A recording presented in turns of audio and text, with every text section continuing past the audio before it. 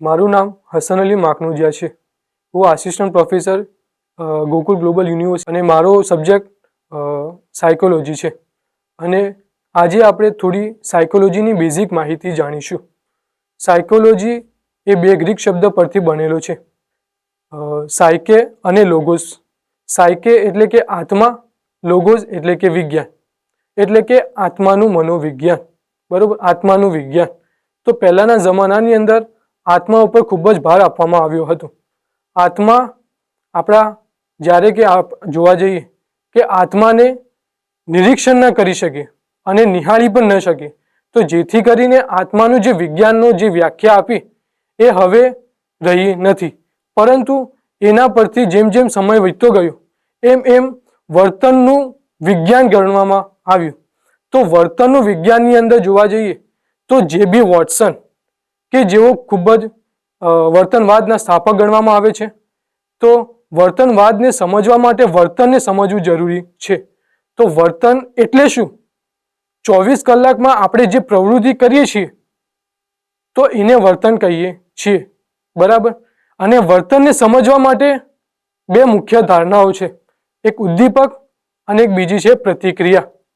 ઉદ્દીપક એટલે આપણી આજુબાજુના વાતાવરણની અંદર કોઈ વસ્તુ હોય, કોઈ વ્યક્તિ હોય યા કોઈ ઘટના બનતી હોય કે જે વ્યક્તિને શું કરે, પ્રેરિત કરે ક્રિયા કરવાની અંદર, એને કહેવાય ઉદ્દીપક। અને પ્રતિક્રિયા એટલે શું?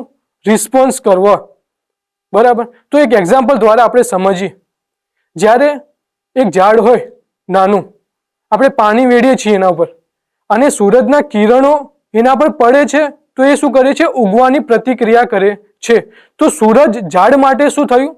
ઉદ્દીપક બન્યું, અને ઝાડે જે ઉગવાની પ્રતિક્રિયા આપી એને કહેવાય રિસ્પોન્સ, બરાબર। તો આ રીતે વર્તન બી જોઈએ તો ઉદ્દીપક અને પ્રતિક્રિયા થઈને વર્તન ઉદ્ભવતું હોય છે।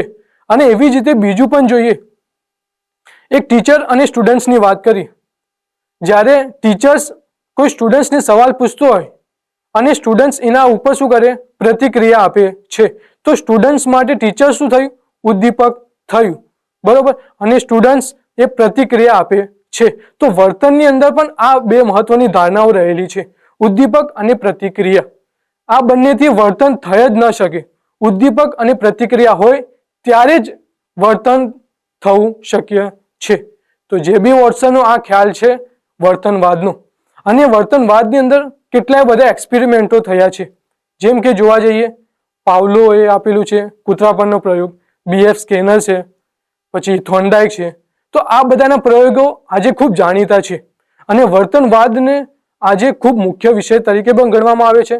અને સાયકોલોજીની અંદર જોવા જઈએ તો આ વર્તનવાદ આજે પણ એનો ઉપયોગ ખૂબ નીવડે છે।